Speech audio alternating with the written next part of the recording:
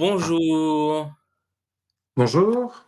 Alors Anthony, tu es, artisan taxi. Heu, alors juste avant d'introduire, ce que tu fais, j'en profite, pour faire un peu de pub pour, Fréquence Populaire. On a reçu, des superbes autocollants et donc bientôt pour nos plus grands fans, dans les chats, on en donnera quelques-uns, donc voilà. Heu plus prosaïquement, tu viens nous parler d'un sujet, donc il y a des changements, donc les taxis, ce n'est pas que l'activité, surtout en province, de transport de personnes, genre des gares, ou des aéroports, c'est aussi Oui, beaucoup de transport médicalisé, oui, voilà. Pour, conventionné. exactement, donc c'est du transport, conventionné, ce que l'on appelle, donc oui, effectivement médicalisé. Nous, ça représente en province à peu près, au minima 80 de nos chiffres d'affaires. On a très, très peu de clients privés, mais vraiment très peu, hormis, pendant les saisons touristiques et encore, on va dire que cette année, ça a été, fracassant, hein. Je pense que c'est d'un point de vue national pour tout le monde. Mais oui, nous, nos chiffres d'affaires représentent à peu près 80 de transport médicalisé. Et donc, justement, parce que c'est important de le savoir, parce que les gens, généralement prennent comme étalon maître les grandes villes où, Mmh mh. les taxis tournent et en fait trouvent des clients, facilement. En province, bah, tu auras beau tourner, je pense, autour, de la place de ton village, à part g dépenser, ton Du carburant, gasoil? il y a pas grand chose qui va se passer. Non, exactement. Et donc effectivement, cette activité, bah, c'est emmener des personnes, pour des traitements, pour des prises en charge, surtout que, bah, le système de santé étant ce qu'il est, bah, il c'est de plus en plus loin, heu de les ramener. D'un point de vue déjà, désertification, médicale, donc on manque beaucoup de médecins. Alors moi, si je prends pour moi, du coup, par exemple, là, on est en Corrèze. Moi, je suis en Corrèze, donc je suis à côté, de Brive-la-Gaillarde, du coup, donc dans un petit village, qui compte, à peine 1 500-2 000 habitants. Et du coup, effectivement, on amène, plein de personnes donc en chimiothérapie, en radiothérapie, des personnes qui vont en dialyse, en hospitalisation, concrète, mais aussi chez le kiné. On amène aussi des enfants, chez des psychomoteurs, chez des psychologues, chez des orthophonistes, qui ont besoin de séances sur la journée et dont les parents ne peuvent pas, du coup, les amener dans ces centres-là. D'un point de vue aussi, ce qu'on en appelle, du coup, «patientèle» entre guillemets, hein, donc c'est une clientèle, mais c'est vrai que pour nous, c'est surtout des patients parce que c'est beaucoup de médical. Heu, on les amène du coup, à leur rendez-vous et c'est même, c'est quelque chose qui est important autant pour eux que pour nous, du coup et le désert médical fait que, on est vite amené à faire beaucoup de kilomètres, heu, avec eux. Mmh. Alors Hugo, en parle très bien, si tu n'as pas le taxi médicalisé, tu ne vas pas à l'hôpital. Les gens se rendent pas compte à quel point justement, par exemple pour des patients, qui sont sous chimiothérapie, cette réalité est vraie. C'est-à-dire que parfois justement pour X raisons, le taxi qui a été réservé ne peut pas assurer et la séance saute et parfois dans des traitements continus, c'est compliqué. Exactement, alors oui, on grossièrement, oui, la séance saute ou est décalée. Sinon ce que l'on fait aussi, c'est que nous, du coup, en campagne, du coup, on se connaît tous, on s'entend tous, donc du coup, on appelle nos collègues de façon à ce qu'ils puissent, amener, notre client, du coup, à notre place si on ne peut pas l'amener. Je voulais revenir sur un point parce qu'à chaque fois, on parle beaucoup de chimiothérapie, mais c'est vrai que les personnes qui sont dialysées, donc Moi immunodéprimées, aussi. les personnes qui sont dialysées, c'est quand même des séances 3 fois par semaine. S'ils n'ont pas leur séance, du coup, clairement, ils peuvent, une personne qui est dialysée perd en moyenne à chaque séance minimum 2 kilos et pour certains jusqu'à 4 voire 5 kilos par séance. C'est énorme. Donc du coup, c'est de l'eau qui est rejetée. Une personne qui n'est pas dialysée peut mourir très rapidement. Donc d'où pourquoi en fait, il y a autant de transports, pour eux, en fait. Comme pour les chimiothérapies, les radiothérapies qui je le rappelle, les radiothérapies, du coup, c'est tous les jours.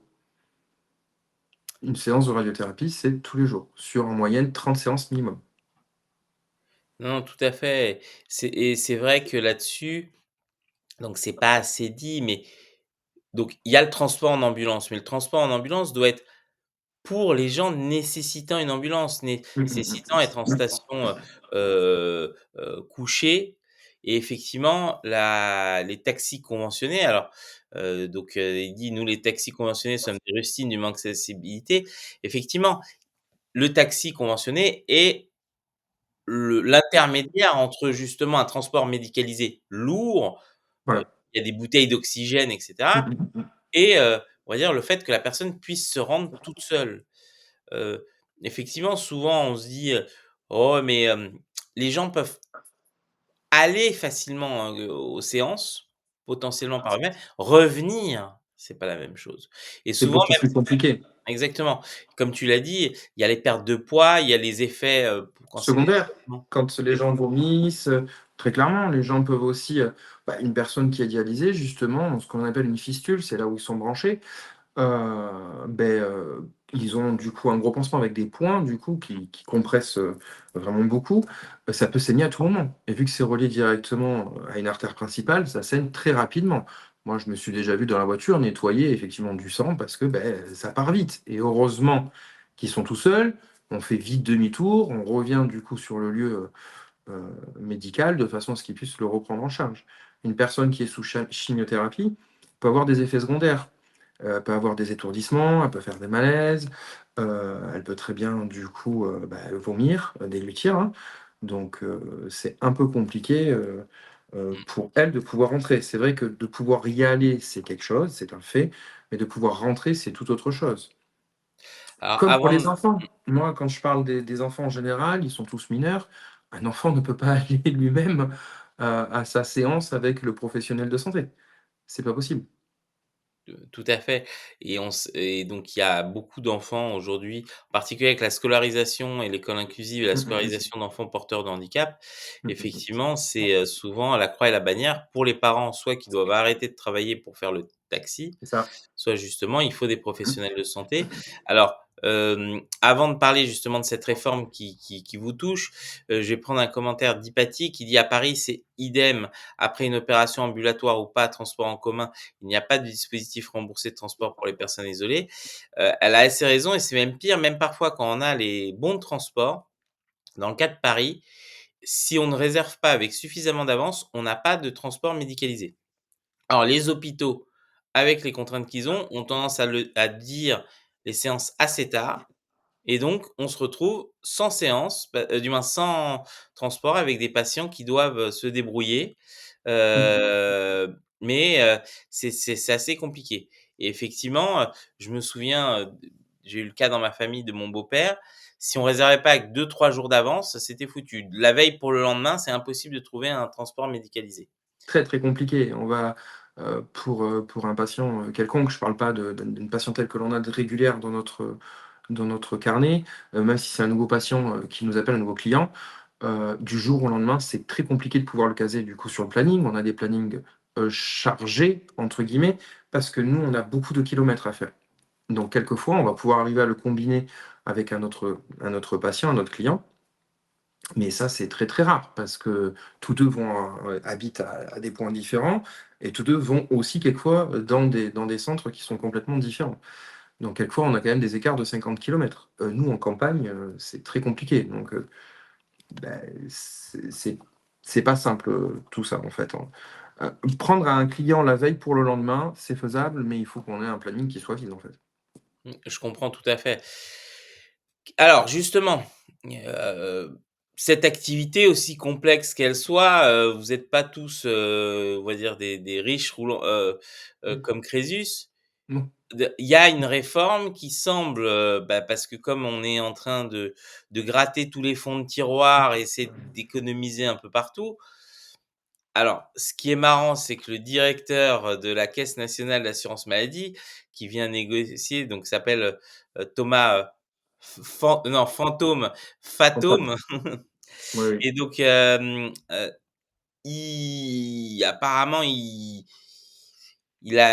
vous a fait une réforme qui passe très mal. Est-ce que tu peux nous en dire plus? Il nous fait un peu de mal, même beaucoup de mal. Donc le président de la CNAM, du coup, souhaite revoir à la baisse, entre guillemets, la tarification, très clairement. Donc, il veut une nouvelle convention, une nouvelle tarification à partir de l'année prochaine, sur une durée de 5 ans. À savoir, en fait, que, on va parler chiffres tout de suite, en fait. Mmh. On va parler chiffres tout de suite, hein. Chaque département a un tarif. Donc, chaque département reçoit de la part du préfet de police, en tant que taxi, une tarification. Donc, c'est-à-dire que c'est l'État qui nous impose les tarifs que l'on pratique, du coup. Donc, on a plusieurs tarifs pour nous en province, du coup, donc A, B, C, D. Et du coup, la CNAM, enfin le président de la CNAM voudrait nous mettre, un tarif, plus ou moins unique, mais au rabais. Si je prends un autre exemple, nous en Corrèze, parce que comme je vous ai dit, chaque département est différent. Une tarification en Corrèze, si on part sur du tarif C, on est aujourd'hui à 2,32 € du kilomètre. Nous, on a déjà en fait actuellement, qui a été négocié, presque chaque année, mais bon voilà, on a déjà un abattement que l'on fait pour la sécurité sociale. Donc on passe de 2,32 € du kilomètre à environ 1,75, 1,76 € du kilomètre. Déjà. Ça fait Là, plus de 30 de différence, ça. ouais, on est à peu près à 24-25 % de différence. Tout en sachant que le carburant a augmenté, que les frais d'entretien ont Voilà, augmenté et cetera. toutes nos charges, en fait, augmentent. Mais là, en fait, ce qu'ils veulent nous proposer, c'est qu'on soit à peu près sur un tarif à 1 €, 1,02 € du kilomètre. Donc une baisse quand même significative, heu, du chiffre d'affaires, très clairement, entre 30 et 40 moi, j'ai calculé pour moi-même, on sera à peu près à 36 % de différence sur le chiffre d'affaires. Sur la même course que je pratique cette année, sur le chiffre d'affaires que je fais cette année, on va être à une baisse d'à peu près 36 l'année prochaine. À savoir que, les charges, nos charges à nous, elles vont pas baisser. Chaque année, toute entreprise doit soit se stabiliser au niveau du chiffre d'affaires, soit essayer de l'augmenter un petit peu, en fait. Donc forcément, les impositions sur l'année prochaine vont augmenter aussi, vu qu'on les augmente à peu près chaque année. Donc moi, si l'année prochaine, ils me baissent la tarification, qu'ils me le mettent, je fais un compte rond, à 1 € du kilomètre au lieu de 1,76 actuellement. Pour vous prendre un exemple, sur 27 kilomètres, on a quand même 20 € de différence. C'est quand même énorme. Forcément, ma société, elle aura toujours les mêmes charges et on va pas se leurrer, moi, je vais mettre la clé sous la porte, quoi. Sachant que je ne suis pas tout seul. J'ai une salariée avec moi. Donc ça dit aussi licenciement. Et il y a un point important parce que qui est pas évoqué et je dis ça pour, nos téléspectateurs qui du moins spectateurs qui sont en Île-de-France, c'est que le taxi conventionné, il attend le patient Bien sûr. et Alors, sur cette période-là où tu attends, on est d'accord qu'il y a pas de rémunération? ça Heu, dépend. Ça dépend. Du coup, nous, je vous ai dit, hein, c'est assez complexe tout ça parce qu'en fait, il y a pas une tarification unique nationale. C'est vraiment des tarifications qui sont faites par les départements, des négociations. Nous, par exemple, en Corrèze, du coup, hein, je prends vraiment le cas de la Corrèze, nous, on est payé à l'attente. C'est-à-dire que je me mets en A quand je pars de chez mon patient, donc le tarif le plus petit, en gros, du panel de tarifs qu'on a. Je l'amène, je fais mes kilomètres, admettons 30 kilomètres, donc je suis payé sur les 30 kilomètres. S'il y en a pour 1 heure, forcément j'attends, je suis payé, moi, sur l'heure d'attente, pendant 1 heure. Là, sur ce qu'ils veulent mettre, non, c'est qu'ils veulent tout sauter, du coup. Ils veulent tout partir. Ils veulent qu'on ait un tarif vraiment à la baisse, mais vraiment en extrême baisse, et ils veulent pas non plus nous payer l'attente. Donc, où est-ce qu'on va aller? Qu'est-ce qu'on va faire? On peut prendre personne entre, du coup, parce que c'est très compliqué de pouvoir prendre quelqu'un entre, parce qu'il faut qu'on soit là aussi pour le retour de la personne. Il ne faut pas non plus qu'elle attende trop longtemps. Comme j'expliquais, quand c'est pour des traitements, du coup, en hospice de jour, une personne qui va faire de la chimio, des petites chimios, ou même de l'immunothérapie maintenant, ça dure à peine trois quarts d'heure, 1 heure. Une personne reçoit son traitement, elle n'est pas très bien en général après. Elle ne va pas en plus de ça m'attendre 1 heure en salle d'attente. C'est fatigant pour cette personne-là, c'est compliqué. Mais voilà, donc nous, actuellement, sur la plus petite baisse, des tarifs que l'on a, on est payé en Corrèze, sur l'heure d'attente, du coup. Mais ce n'est pas pour tout le monde, c'est pas du national. A contrario, on tarif pas pareil, sur tous les départements, quoi. mais alors c'est est-ce que justement il faudrait pas une harmonisation de tout ça et Oui, avoir oui. déjà une grille de tarifs plus Mmh. lisible, plus simple? Bien sûr. Hem Enfin, moi, je suis pour, hein. Parce que je suppose qu'en plus, tu dois avoir quand même pas mal de trajets, d'un département à l'autre, donc ça veut dire que dès que tu passes la frontière du département, ça change le compte ou? Non, non, non, non, non, il se base vraiment sur, la convention de notre département où est basé le taxi, du coup. Tu vois, si je prends un exemple, nous, comme je te disais, on est proche de Brive-la-Gaillarde, du coup, donc 27-30 bornes. je vais amener mon patient à 30 bornes de là, donc je suis toujours en Corrèze. Mais quelquefois, c'est même souvent, quand il y a besoin, de soigner un plus gros problème, du coup, les patients vont vite loin, en fait. Ils vont soit à Limoges pour notre cas, soit à Toulouse ou Bordeaux. Donc c'est quand même des changements de département effectivement, mais c'est quand même aussi, de gros kilomètres et du gros temps d'attente quelquefois qui n'est pas payé non plus et c'est compliqué parce qu'il faut que ce soit accepté tous ces transports par la caisse d'assurance maladie, du coup du client. Et c'est quoi, parce que comment vous vous mobilisez contre ça, justement? Parce qu'en plus vous devez être, un peu tous répartis, sur le territoire. Je suppose que les taxis franciliens sont moins touchés, donc doivent pas forcément être, à fond dans le mouvement. Je comprends tout à fait. Donc, ce que j'évoquais avec toi, c'est comment vous faites pour vous mobiliser justement? Parce que, bah, vous êtes un peu partout, donc c'est vrai que ça doit pas être facile et en plus, ce que je pense, c'est que les taxis franciliens, du moins qui a un des gros contingents ou des grosses métropoles, doit se sentir moins concerné. Je pense pas. Je pense que tout le monde est plus ou moins concerné donc, en il y a, le travail est différent. Pour les taxis qui sont dans des grandes villes, effectivement, ils ont des clients à l'appel. Si je prends un taxi parisien, on a juste à le hâter, il s'arrête, le commander, il est là, ou effectivement, c'est des gros aéroports ou des grosses gares.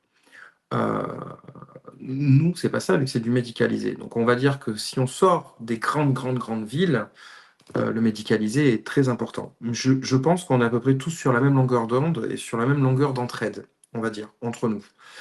Heu, c'est compliqué de pouvoir se mobiliser que sur une seule région parce que, comme je te disais, on a des plannings qui sont très compliqués. On a des plannings, avec des personnes, du coup, qui ont besoin absolument de traitement. Donc c'est compliqué pour moi, par exemple, qui suis à 4h30, 5 heures de Paris, de pouvoir monter sur Paris une journée et d'annuler tous mes clients. Ça, je ne peux pas.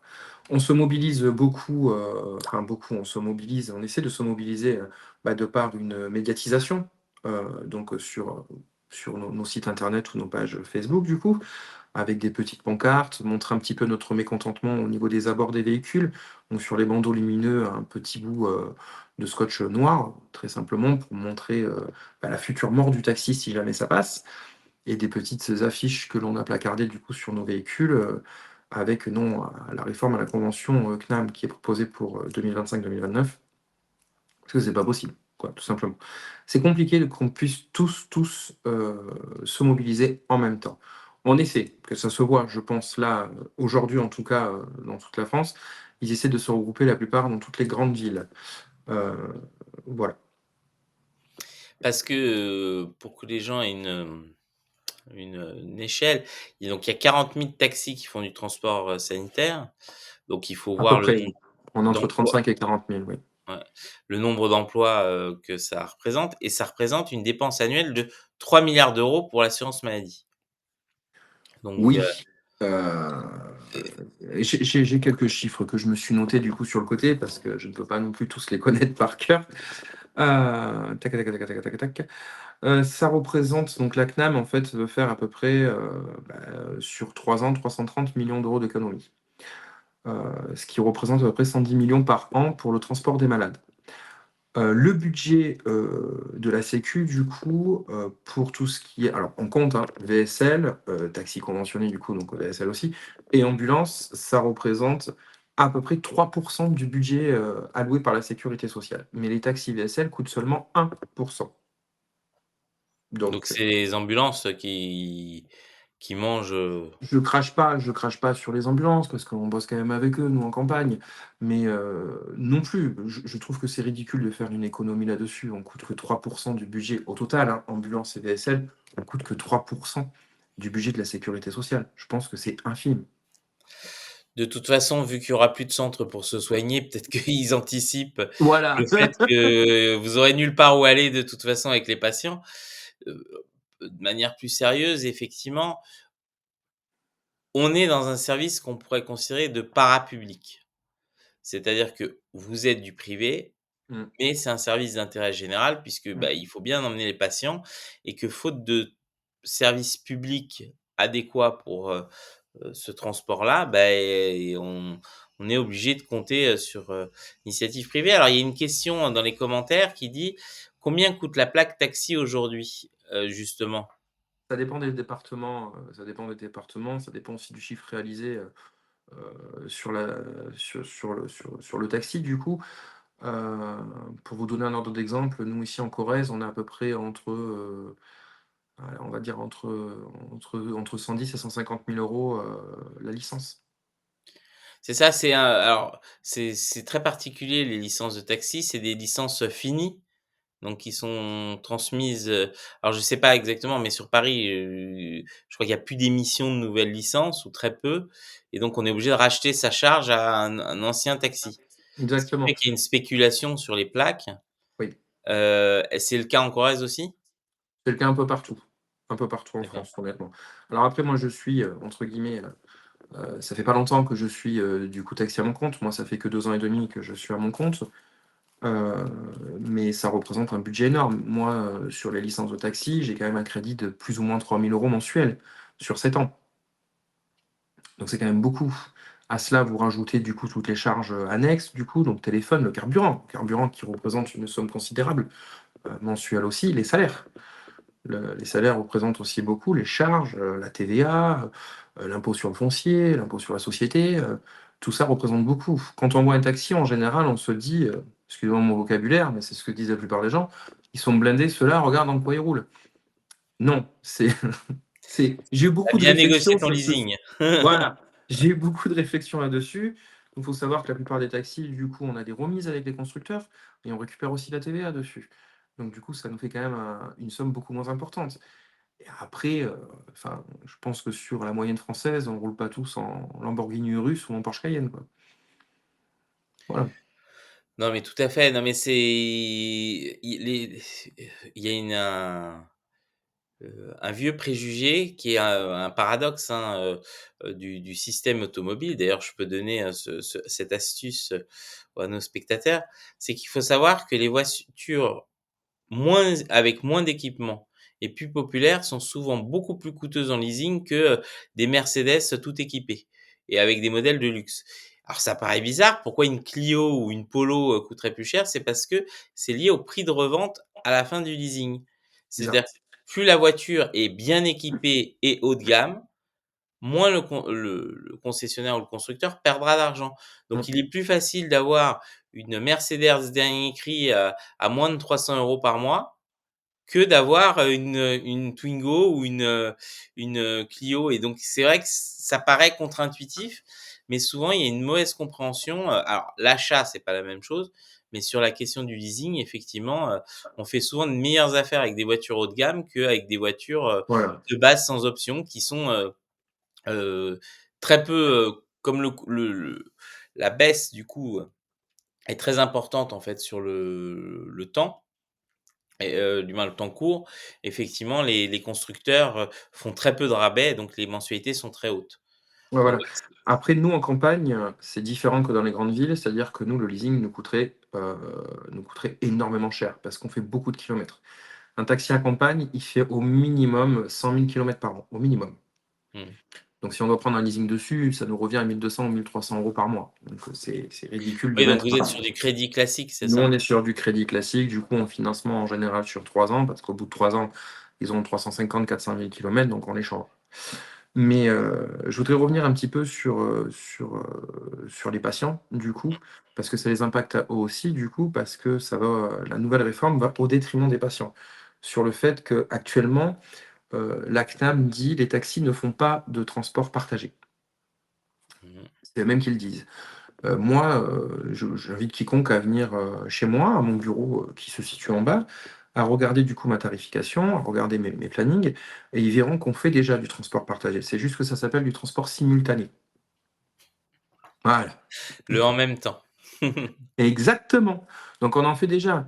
Mais effectivement, on n'a pas tous des véhicules, enfin on n'a pas des bus quoi, hein. Donc on va pas non plus mettre, 10 ou 15 personnes dans la voiture. En général, on arrive à mettre, quand ils vont au même endroit et à peu près sur des kilomètres réciproques, 2 voire 3 personnes dans la voiture et souvent en campagne, il y a des accompagnants. Une petite mamie qui a 80, c'est mon cas, une petite mamie qui a 92 ans, beh, quelquefois c'est sa fille qui vient parce que, je ne peux pas non plus, et on rentre dans la confidence avec certains, mais quelquefois les enfants accompagnent, ou une autre personne, parce qu'ils ont besoin de savoir ce qui se passe pour leur maman, pour leur oncle, pour leur tante, pour leurs enfants. Ils ont besoin, donc c'est compliqué de pouvoir mettre quelquefois plusieurs personnes dans la même voiture. Mais on en fait déjà, du transport simultané. Pas du partagé. C'est vrai que quand on prend le mot partagé, on n'en fait pas. On fait du simultané. C'est ce qui est marqué sur la prescription médicale de transport, notamment. Oui, c'est-à-dire que la différence du partagé, c'est qu'il y aura un partage des coûts et donc Oui, une exactement, on a un plus gros abattement, en fait. On a, pareil, je prends vraiment le même exemple depuis chez moi. Je vais chercher mon voisin qui habite juste au-dessus, je prends une autre personne qui habite dans le village. En grossit, hein. Il y a 30 kilomètres. Sur les 30 kilomètres, du coup, j'ai un abattement de 30 sur les 2. Alors, il y a beaucoup de questions, dans le chat. Alors, beaucoup trollent sur, l'initiative de Uber Woman. Bon, c'est pas trop le sujet aujourd'hui. On en a parlé, je crois la semaine dernière, justement, au moment où ils Oui. ont annoncé ça.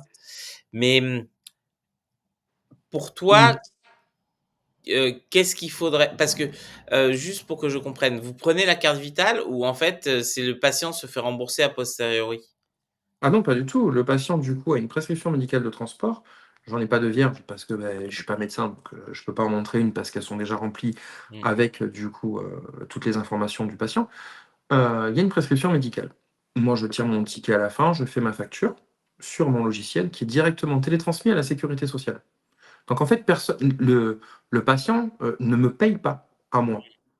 Heu, Quand c'est à 100, il ne me paye pas à moi. C'est-à-dire que c'est la sécurité sociale, enfin la caisse sur Mmh. laquelle l'assuré est, qui va directement me payer à la suite de la facturation que je vais faire. Par contre, effectivement, Et j'en ai il paye avec entendu combien de temps, de décalage? on va dire une semaine, Une semaine, d'accord. on va dire une semaine. Grand maximum, honnêtement, ça va. Là, les caisses jouent quand même assez le jeu. Avant, c'était un peu plus long.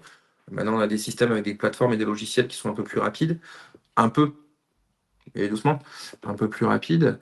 Donc, on va dire qu'au grand maximum, en une semaine, dès que vous télétransmettez votre facture, vous êtes réglé, quoi. Après, on a aussi, du coup, parce que moi, j'ai des gens qui ne connaissaient pas le métier et qui, depuis une semaine, du coup, nous sautent un peu dessus et qui me disent: «Oui, mais quand un patient à toi, se fait rembourser 55 par la sécurité sociale, et le 45 restant, c'est toi qui l'encaisses. Effectivement, c'est moi qui vais l'encaisser, mais je vais déjà faire la facture que je vais envoyer à la sécurité sociale et comme ça, je sais le montant exact qu'il a. Oui, mais c'est du cash qu'il te donne, donc tu le prends pour toi. Non, c'est pas du cash. De toute manière, la facture, elle est faite. Plus personne, de toute manière, de nos jours, paye en cash. Et c'est des factures après qui sont envoyées au client de façon à ce qu'il puisse se faire lui-même rembourser par sa complémentaire santé. Donc on peut pas tricher parce que j'entends beaucoup qui me disent: «Vous trichez». Non, il y a peut-être eu des triches à l'époque. Comme je dis, moi, ça fait que 2 ans et demi que je suis à mon compte. Il y a peut-être eu des triches à l'époque, je pense comme dans tous les corps des métiers, peu importe quelconque, hein, mais maintenant, il ne peut plus y avoir de tricherie.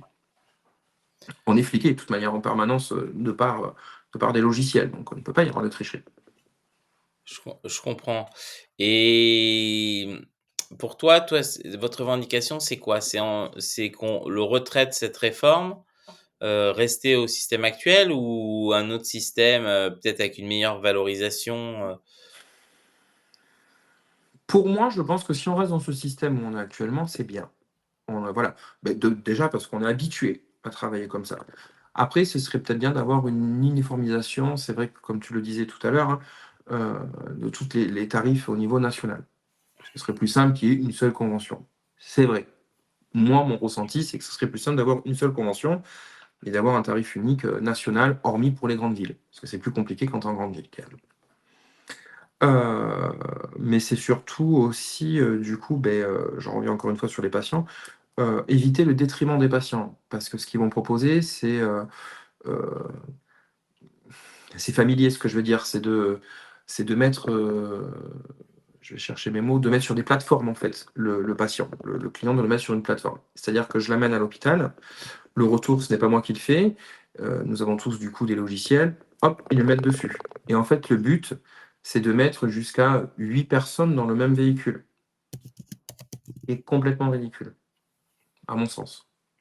C'est complètement ridicule, même au sens de tout le monde, de vouloir faire, du transport, partagé, jusqu'à 8 personnes. C'est très compliqué. Oui, ça va être des minivans, quoi. Ouais, ils veulent faire ça avec des minivans, ils veulent une ubérisation en fait, très clairement, au niveau, des courses CPAM, heu, ils veulent tout balancer dessus en fait et ça on n'est Alors pas est-ce d'accord. que le but, c'est pas de faire ce qui se passe en Île-de-France avec la PAM?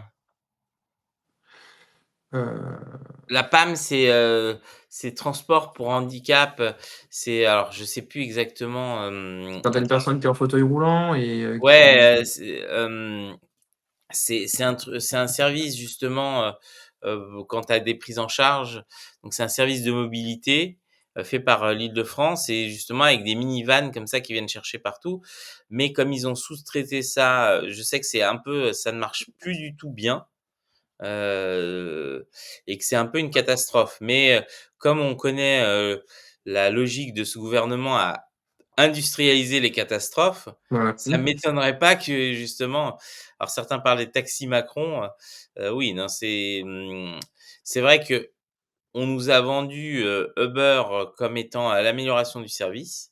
Mmh. Si et ça moi je vais être très honnête là-dessus. Au départ, quand Uber est arrivé en France, moi j'avais donc mon entreprise, c'était une grande amélioration pour une question très pratique, c'est que je mettais la carte bleue de l'entreprise, j'avais les factures je recevais les factures immédiatement Mmh mh. et donc je n'avais plus besoin de faire des notes de frais. D'accord. J'ai plus besoin, et en particulier quand c'était le cas des salariés qui devaient aller, d'un point A ou un point B, je pouvais leur booker un taxi, ils avaient pas besoin d'avancer du cash et faire la note de frais. C'était assez simple. Il y avait plus de fraude possible ou, celui qui te dit: «Ah bah, finalement, j'ai eu pour 200 € de taxi». Donc c'est vrai que cet aspect-là, en termes de chef d'entreprise, c'était quelque chose qui était une avancée parce que c'était l'enfer. Il faut savoir que le temps pris pour, refaire les notes de frais, passer au comptable, les remboursements et cetera, ça générait énormément, de travail pour des montants assez faibles. C'est-à-dire que quasiment, ça coûtait plus cher en termes de coût horaire de main-d'œuvre de se faire rembourser les frais de taxi que, le propre remboursement. Et donc effectivement, quand ils sont arrivés, surtout que quand ils sont arrivés, c'était souvent des chauffeurs, de voitures privées, donc avec des voitures assez luxe. Mmh. Mais très vite, le service a commencé à décliner et les taxis se sont adaptés. Donc les taxis, que ce soit les grandes centrales, G7 et cetera, ont commencé à proposer la même chose où tu mettais la carte, tu payais, C'est ça. tu recevais les factures et surtout, bah, tu avais des voi d'un seul coup, Uber, ça devenait des voitures sans, je crois que c'est encore le cas sur Paris où tu as plus de rétro. Je me Alors, souviens je l'ai fait moi-même, hein. mmh, Je l'ai fait moi-même, je suis monté sur Paris il y a un mmh, mois de ça. Heu, je suis contre la ubérisation, mais j'ai voulu tester du coup pour avoir mon mmh, propre avis. Effectivement, je suis monté, alors j'ai pris le Uber, Premium, je sais pas comment mmh. ils appellent ça là, le haut de Black. gamme. Ouais, mais je suis monté dans une Renault Talisman, qui était quand même assez âgée, avec un essieu arrière qui faisait du bruit, qui m'a même fait flipper, hein, vraiment, à chaque fois qu'on prenait un dos d'âne, des amortisseurs qui étaient morts, un pare-brise explosé, plus de rétro à droite. J'ai la vidéo. Mmh. Un état intérieur catastrophique, une personne qui te reçoit en plus en jogging avec, des chaussettes qui sont par-dessus, donc ça, c'est quelque chose que je ne supporte pas. On t'ouvre pas la porte, enfin voilà, ils se disent avoir un service de standing, premium et haut de gamme, pour au final pas du tout. À C'était le cas contrario. au début, hein. C'était au début, quand ils sont arrivés, c'était vraiment le cas. Maintenant effectivement, on se demande même si certains ont le permis, Voilà. C'est le seul Uber que j'ai pris à Paris. Moi, je suis honnête, de toute manière, je suis taxi, donc je ne prends pas de Uber. J'ai voulu tester, moi-même, j'ai testé. Voilà, mais j'ai pu voir que, bah, à côté de ça, les taxis étaient bien, quoi, quand même. Et pour une tarification, honnêtement, qui est plus ou moins identique sur le même trajet. Il y a eu que très, très peu de différence.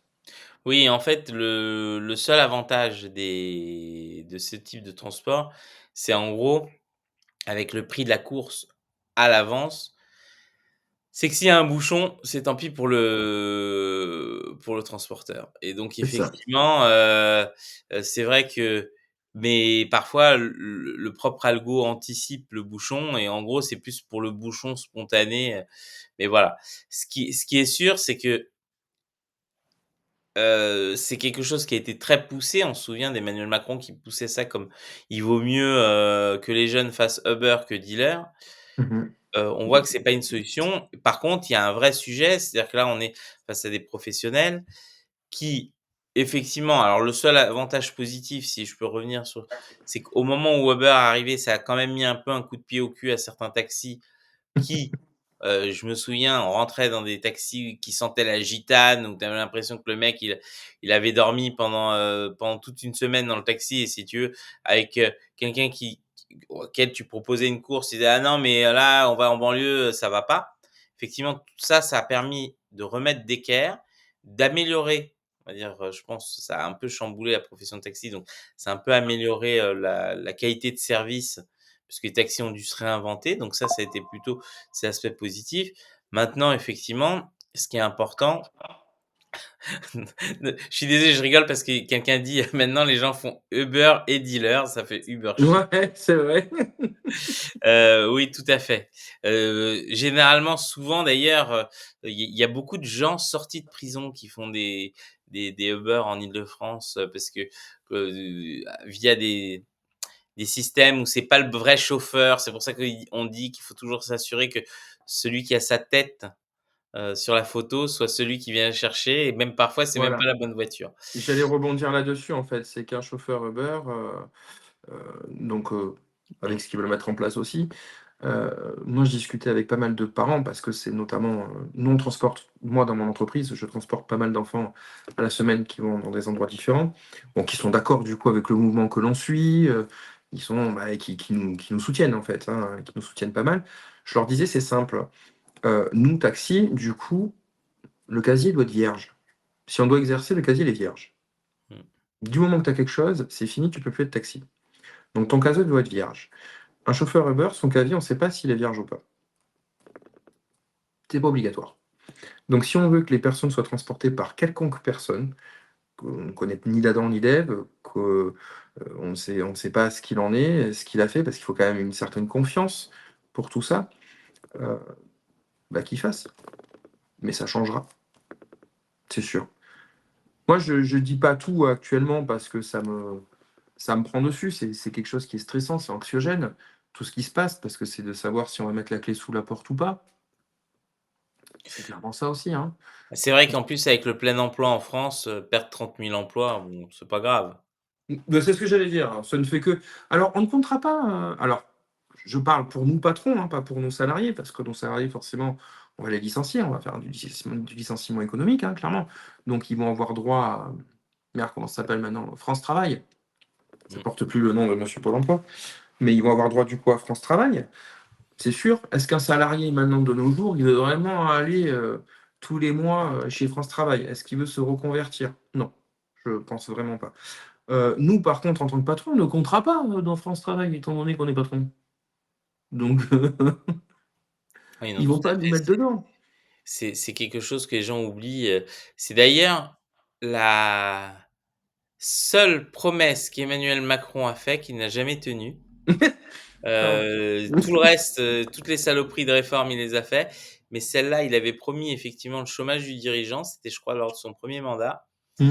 C'est vite passé à la trappe, parce alors que ça aurait été parce que alors, bien sûr, certains vont dire: «Ah oui, mais le dirigeant se gave». Dans beaucoup de TPE, PME, souvent le dirigeant est moins payé que les salariés, a moins Oui, c'est le d'avantages. cas. Moi, c'est mon cas personnellement. Personnellement, c'est mon cas, mais j'invite quiconque à venir à la maison, pas de souci. Moi, je lui fournis mes fiches de bulletin de salaire, hein, je lui fournis tout, hein, avec mes prélèvements URSSAF tous les mois. Ils verront que, tu tires à peine le SMIC, tous les mois, pour une charge de travail qui est énorme. Je le rappelle, on est quand même au minima dans nos véhicules entre 11 et 12 heures par jour, au minimum. Voilà. 6 jours sur 7 et le septième jour, ben, on le réserve pour la facturation parce qu'on ne sait pas quoi faire de nos dimanches. Au lieu de les passer en famille, on préfère faire de la facturation parce que le soir, on est un peu trop fatigué. Moi, ça m'arrive de faire, des jours à 15 heures par jour. Je fais des semaines quelquefois de 70-80 heures. En moyenne, moi, mes semaines, je suis entre, ouais, 70-75 heures minimum.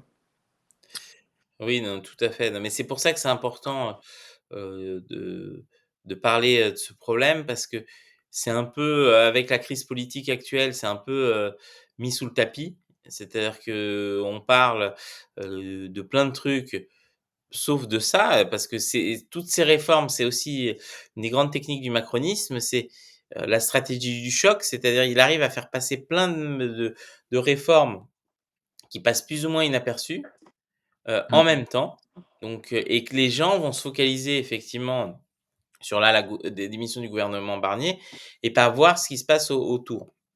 Comme les gens ne voient toujours pas la privatisation des transports, en particulier de la RATP, de la SNCF, qui avance concrètement et qui va pas améliorer les transports, ils ne voient pas justement ce genre de réforme et c'est très, spécial, je vais vous faire rire à tous.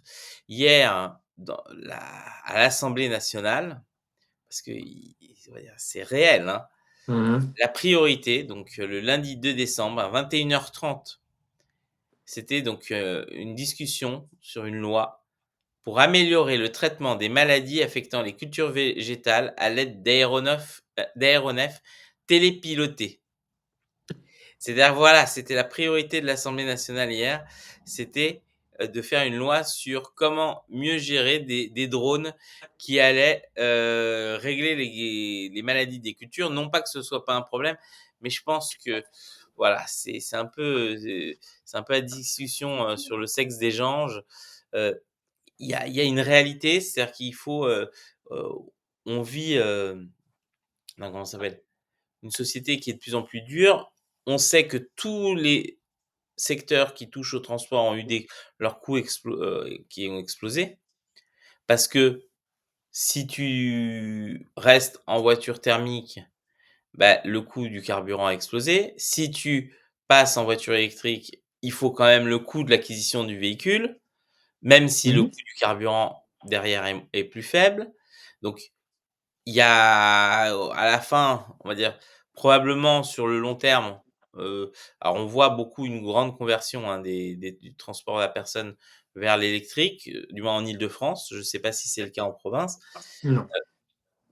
mais voilà, ça pose plein d'enjeux et de défis et si derrière on vous dit: «Bah, ça va coûter plus cher et vous gagnez moins», je vois pas comment, même au niveau du moral, même c'est, je sais pas, c'est une drôle de manière de traiter les gens, c'est travailler plus pour gagner moins, quoi. Je pense qu'ils ont inversé le slogan de Sarko. De Sarkozy, ouais, ouais. Mais C'est est-ce que travailler beaucoup plus, ça va être notre cas. C'est-à-dire qu'on fait déjà c'est là-dessus que je voulais à prévenir, c'est qu'on fait déjà de très grosses semaines. Là, on va devoir travailler, peut-être pas le double, mais un tiers de plus, pour avoir un niveau de vie qui va être inférieur à ce qu'on a actuellement. On a tous, des familles, on on connaît tous le coût de la vie actuellement. On sait qu'un chariot de course, tu en as en moyenne pour 200 balles par semaine quand tu veux être tranquille, quand tu as des enfants, je précise. Donc c'est compliqué tout ça, tu as tout qui augmente et puis nous, il faut qu'on travaille encore plus pour payer plus de charges, parce que ça va être ça, pour gagner encore moins.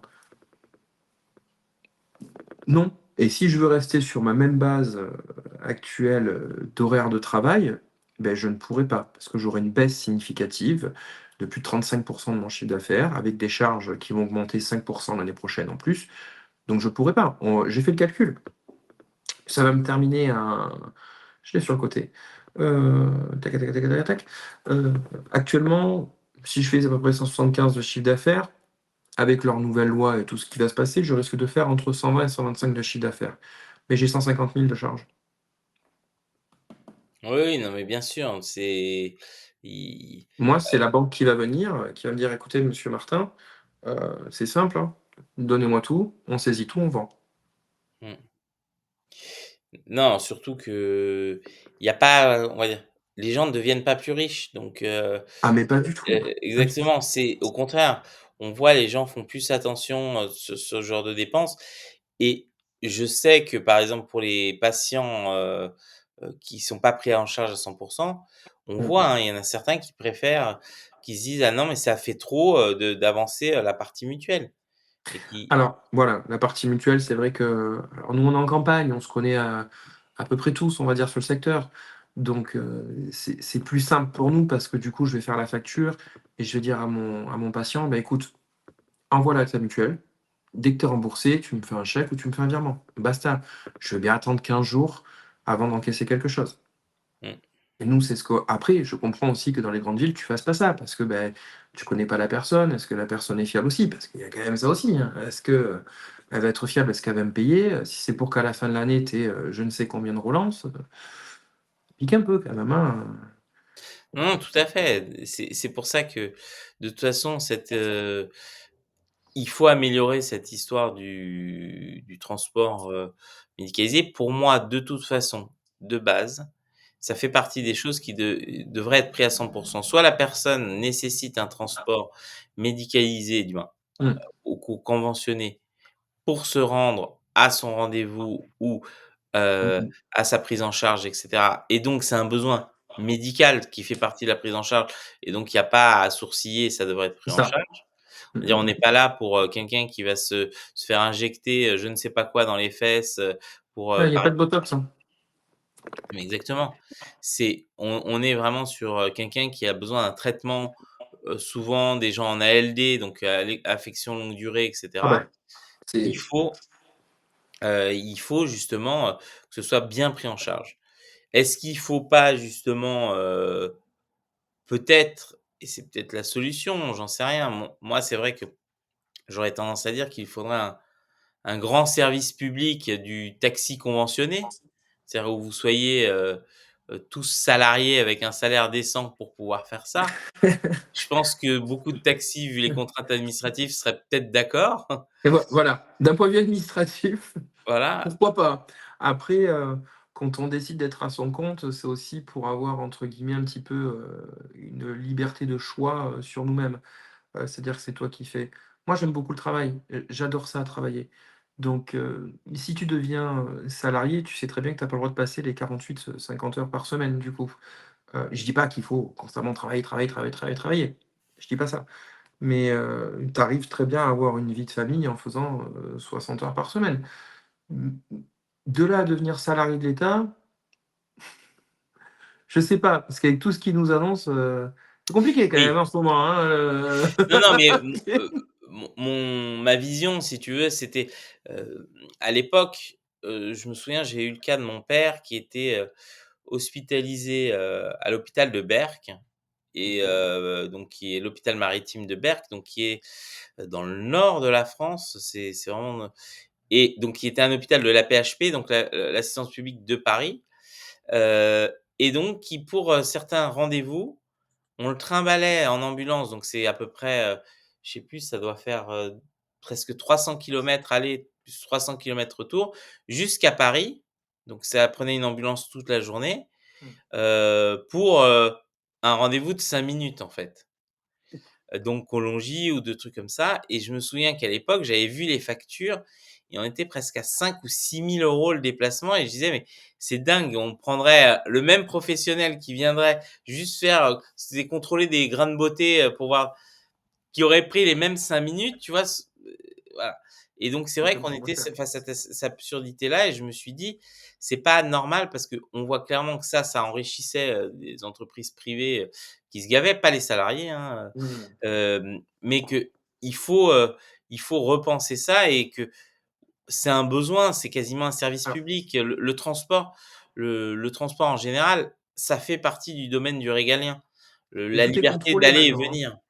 Tout est contrôlé maintenant, contrairement à il y a quelques années. C'est-à-dire que maintenant, quand tu as plus de 150 kilomètres à faire pour aller, je prends l'exemple d'ici, on va à Bordeaux, on a, 195 bornes à peu près.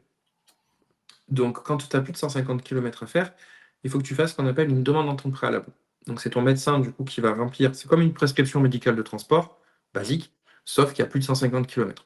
Il va la remplir, va marquer le motif, le pourquoi du rendez-vous, et du coup le patient doit envoyer certains volets à sa caisse, et sa caisse doit lui accorder ou non le transport.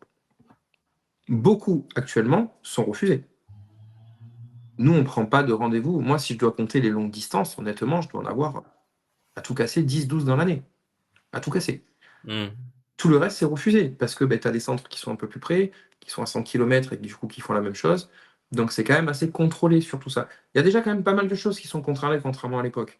Mais là, ce qu'on veut juste pas, c'est la modification de la nouvelle tarification en fait, parce que ben, on se prendrait un gros, gros, gros coup d'un point de vue financier, une grosse baisse de chiffre d'affaires. Il y aurait plus de 30 000 sociétés qui vont fermer. C'est ça qui est catastrophique, si je dois résumer. Et c'est surtout au détriment des patients aussi. C'est au détriment des patients qui vont être transportés jusqu'à 8 personnes. Une personne qui sort de radiothérapie, elle est rayonnante. Si vous comprenez, c'est qu'elle fait des rayons. Donc normalement, d'après les médecins, c'est pas normalement, c'est vrai, d'après les médecins, la personne est encore rayonnante pendant 1 heure. Donc elle ne devrait pas devoir partager un transport avec quelconque personne. Tu veux dire qu'on va vous allez être, des transporteurs de matières radioactives?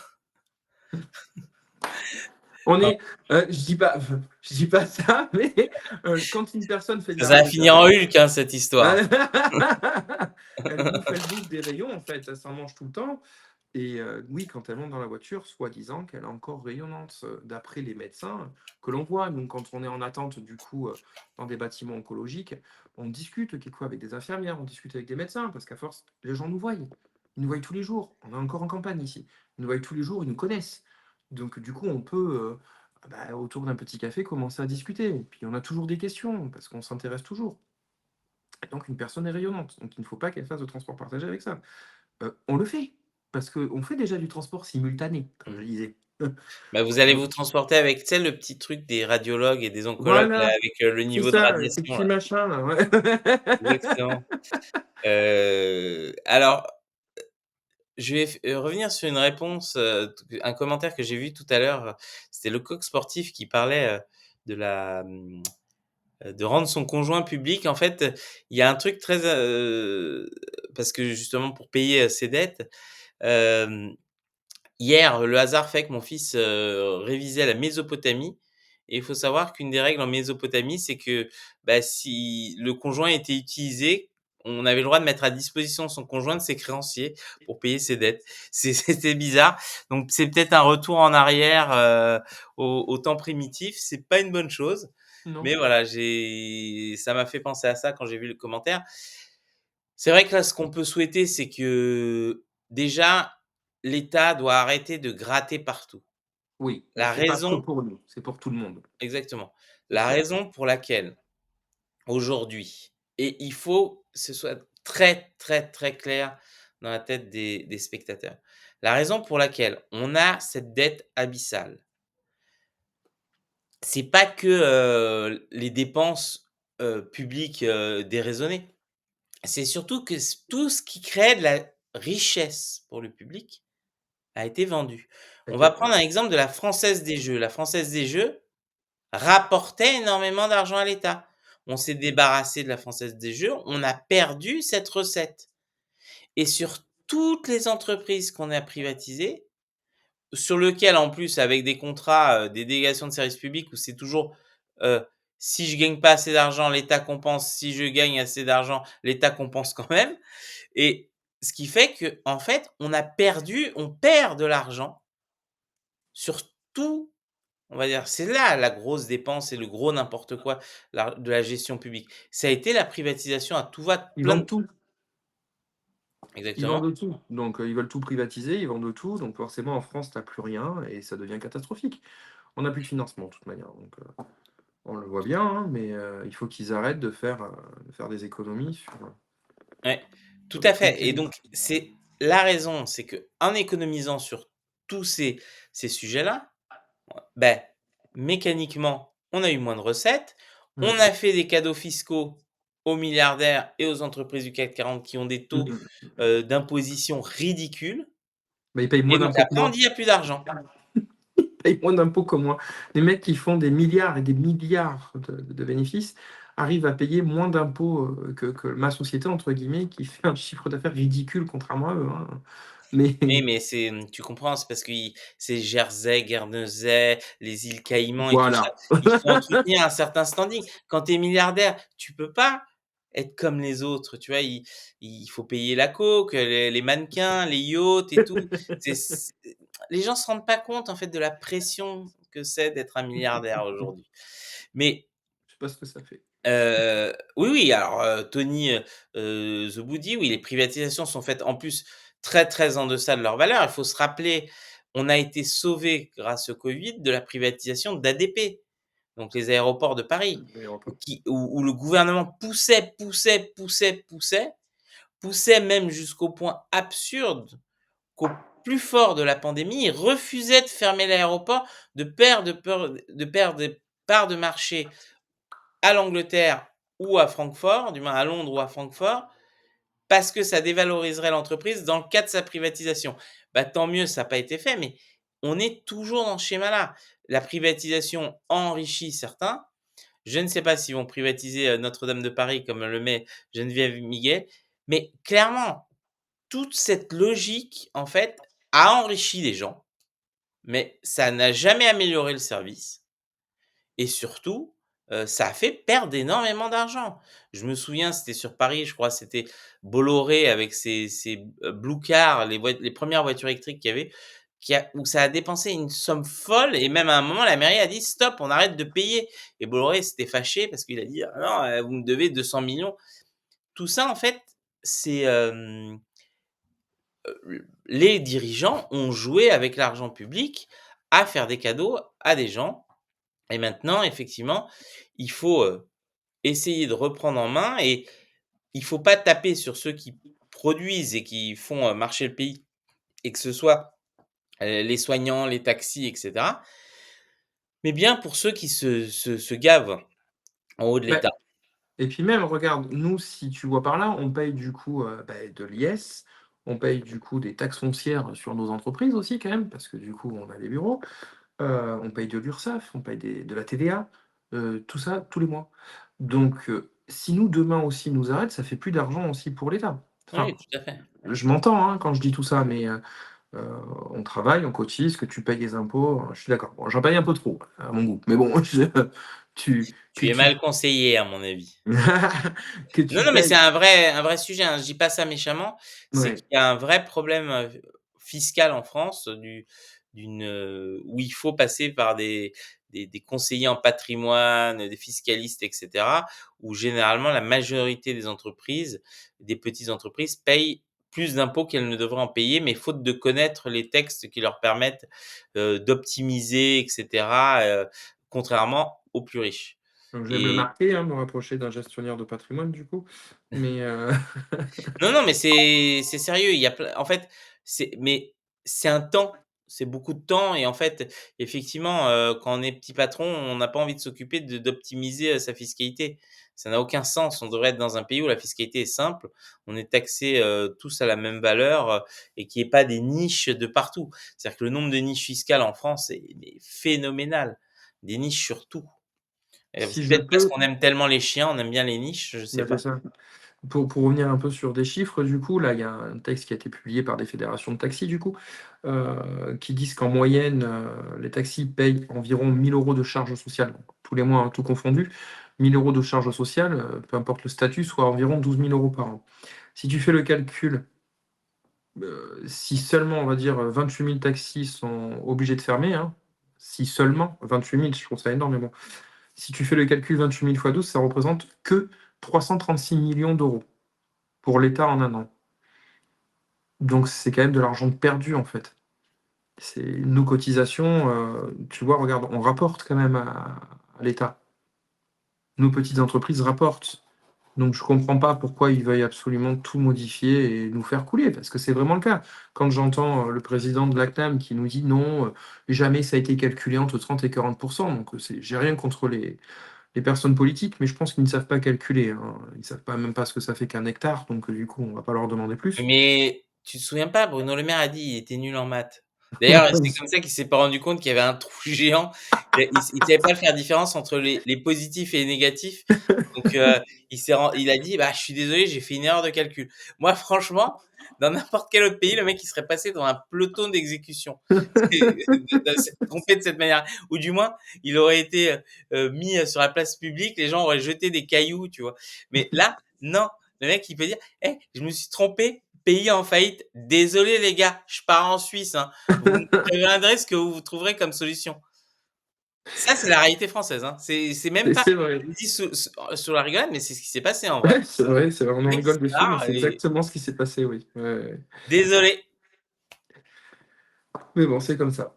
Mais oui, Heu, non, tu as raison. En fait, il faut toujours parler que quand il y a la création d'emplois, il y a les emplois directs et indirects. bah, C'est-à-dire que ouais, tu l'évoquais, mais quand tu accompagnes un patient, bah, tu vas boire un petit café. C'est-à-dire qu'il y a quelqu'un qui sert ce café.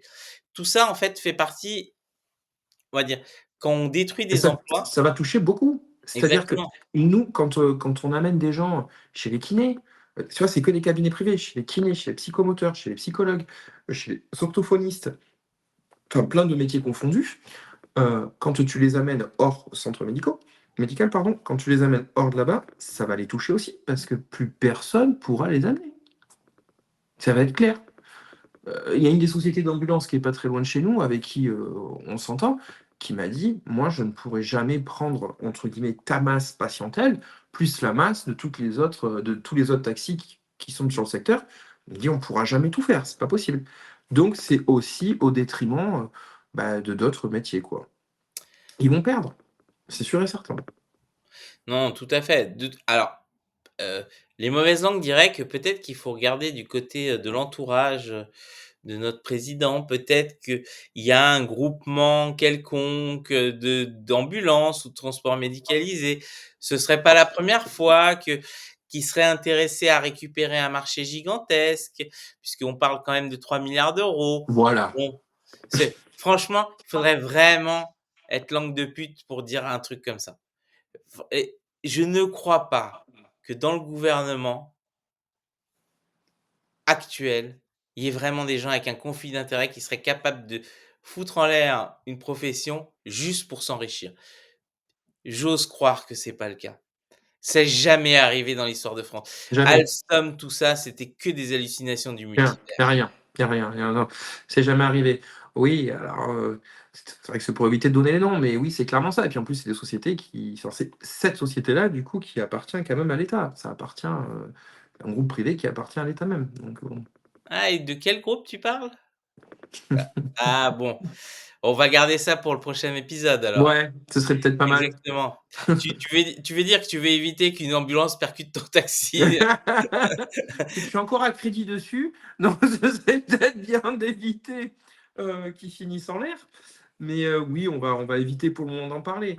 Après voilà, je voudrais aussi rajouter que j'invite quiconque personne, médiatique, ou même politique, si jamais il nous regarde depuis là-haut, à venir chez moi pendant une semaine. Je l'invite, je le loge, je le nourris, pas de souci, sans problème, qu'il vienne travailler avec moi pendant une semaine. Pour voir l'importance qu'on a en fait auprès de chaque patient, de chaque client.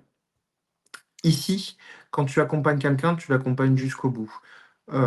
C'est super important. Tu rentres dans leur intimité. Tout ça, les gens ne l'auront plus après. Ils n'auront plus confiance, ils vont plus y aller. Donc, i j'invite quelqu'un, je m'en fiche, qui vienne travailler avec moi, qui fasse un petit truc sur nous pour nous montrer, nous aussi, sur les grands écrans comme ils font pour tout le monde, pendant une semaine et qui voient la charge de travail que l'on a sur la route, plus à la maison après sur la facturation et qui voient à quel point l'importance de notre métier. C'est pas juste pour faire de l'argent, c'est pas vrai, parce que sinon je prendrais que des grandes, grandes courses, comme certaines personnes d'en haut et voilà. Eh ben, si tu es d'accord Anthony, moi je pense qu'on pourrait, dépêcher une équipe de Fréquence Populaire pour te suivre comme ça une journée Bien pour sûr, te montrer c'est quoi la réalité, les temps d'attente, le type de bien patient sûr. et cetera. Ça pourrait être très intéressant parce que justement, de casser un peu cette image, de nanti en grosse merco si tu veux et gros Ah cigare bah, ils vont qui être attend, déçus, hein. le saoudien qui sort de l'aéroport. Ou du moins, pardon, je me suis trompé, la production de confiture Bonne Maman. Mais il y a Moi, je pas de suis désolé, problème, depuis que les franchement, enfants m'ont montré ça, si tu veux, je n'arrive pas à m'enlever. C'est vraiment ça, donc mais il y a pas de souci, franchement, je suis tout ouvert. Ma maison est ouverte, mon véhicule est ouvert. Ils vont être déçus parce que c'est pas de Mercedes ni de Bentley, hein, c'est un Volkswagen. Voilà, donc bon, mais ça reste un SUV tu quand même. roules en Bon. allemand. Je sais pas si en allemande plutôt, je sais pas là, Mmh. c'est tu me fais violence, hein. Ah, Vraiment. bon ça c'est une autre c'est autre chose, hein, c'est une autre discussion, mais pour avoir eu un véhicule français, quand tu as 110 000 kilomètres, à 140 000 kilomètres, tu fais 2 moteurs. Quand tu as 160 000 kilomètres, tu fais une boîte. Quand tu as 190 000 kilomètres, tu changes la déblue. Quand tu as 200 000, tu changes le turbo. Tu réfléchis un peu sur ton investissement quand même et sur les garanties. du Non, coup. non, mais bien sûr, non, le secteur, automobile français est devenu une catastrophe à force C'est dommage, hein, c'est de de très beaux vouloir non, véhicules, mais hein. tout à fait. Bah, de toute Mais façon, on en a parlé beaucoup sur cette antenne, oui, Stellantis qui va finir moi, je fais le pari, hein, qu'ils vont finir rachetés par des Chinois. ouais, je pense C'est, aussi. heu, parce que c'est les seuls qui ont de l'argent et encore, je sais même pas s'ils vont racheter ils vont peut-être racheter que les comment ça s'appelle? Que les marques, tu vois? Je sais pas, on verra bien. En tout cas, il y a pas de souci. Moi, si tu veux dépêcher une équipe, Ouais, il y a pas de problème. on va Je suis faire tout ça. ouvert. Je pense que c'est intéressant de montrer en plus, la Corrèze, c'est sympa. Donc on va C'est pouvoir, très beau, on a de très beaux paysages. Puis exactement. alors, si tu viens d'ici un petit mois, il y aura peut-être de la neige, donc ce sera Ah, en plus, on peut tomber, sur un ancien président français, il paraît, dans votre coin. oui, effectivement. Et peut-être qu'il est dans Le les deuxième patients, il qu'il emmène à l'EHPAD ou à l'hôpital psychiatrique. Bon, plus sérieusement, merci beaucoup. Merci à tous ceux, nombreux qui sont là. Désolé pour les blagues, hein. Vous voyez, comme Georges n'est plus là, je peux me permettre de faire quelques écarts. Je vais me faire ouais, gronder après. ça fait du bien. Voilà, mais c'est-à-dire que la situation est tellement dramatique qu'à un moment, si on rigole plus, Ah ben, moi, il y a un mois de ça, moi, pendant une semaine, j'étais très, très anxiogène, hein, très stressé, pas limite à en pleurer, mais presque quand même, quoi, et c'est ma compagne qui est à côté, heureusement qu'elle est là, hein, avec ma fille, qui me soutiennent, vraiment et qui me disent, «Voilà, bon là maintenant je me suis mis dans la tête que, alors forcément j'espère que ça va perdurer, que ça va continuer, hein, j'ai pas envie de perdre ma boîte comme ça, hein, c'est pas mon but, hein. Le but c'est pas de faire des crédits et que la banque reprenne tout après, et que toi tu plus rien à côté, quoi, hein. Mais, c'est très, très anxiogène tout ça, vraiment. Tu te lèves quelquefois, tu dors pas très bien la nuit, moi pendant 2 semaines, je dormais à peu près 2 heures, 2 heures et demie par nuit parce que, bah, tu sais pas ton devenir en fait. J'ai 30 ans, enfin j'ai 31 ans. J'ai j'ai autre chose à penser que de me dire, demain tu es à la porte, tu es au placard, tu as plus rien. bah, merci beaucoup pour ce témoignage et merci à tous. Donc comme, on revient, jeudi, alors il y aura peut-être une émission, demain et une tout à l'heure, mais, dans le, comment ça s'appelle? Ligne de front et peut-être aussi un œil de Kousma, je sais pas encore où est-ce qu'on en est sur le planning de tournage. De toute façon, on revient jeudi, parce qu'il y a plein de sujets. Probablement d'ici jeudi, on n'aura plus de gouvernement ou pas, on verra et on en saura un peu plus sur la situation et de quelle manière on va être cuisiné, mangé ou dépecé, si du moins ce qui reste de nous ou de ceux qui ont résisté. Et merci, de rire à mes blagues, Tony the Boo. C'est gentil. Mais oui, non, c'est juste qu'on m'a dit: «Vraiment, c'est déprimant vos matinales, vous parlez que de mauvaises nouvelles, les entreprises sont vendues, il y a des conflits dans le monde». Ce qui et j'ai fait: «Ouais, quand même, c'est vrai que vu comme ça fait pas l'effet J'avoue, d'un bon j'a antidépresseur». Donc de temps j'avoue en que temps. quelquefois je coupe un peu pour me remettre un peu de musique parce que ça fait du bien, c'est Ouais, non, non, mais vous avez raison. C'est malheureusement, quand, d'autres auront pris le pouvoir, peut-être que, on aura des bonnes nouvelles. Voilà, la France a un réacteur nucléaire de 5e génération qui recycle les déchets. On a trouvé le vaccin contre le cancer. Les résultats de l'éducation nationale montent en flèche. On a fait des petits génies à 12 ans. Nous allons coloniser Mars, j'en sais rien. Moi, c'est ce que j'aimerais dire tous les jours. Mais c'est génial. Regardez cette entreprise qui rayonne dans le monde. Bah non, voilà. C'est malheureusement, c'est l'état actuel, n'est pas, au beau fixe. Peut-être qu'il faudrait qu'on fasse une émission alternative comme ça, un peu, faire croire que tout va bien. c'est pas Enfin, mal. merci beaucoup, merci à tous. Je vous souhaite une bonne journée et à très bientôt.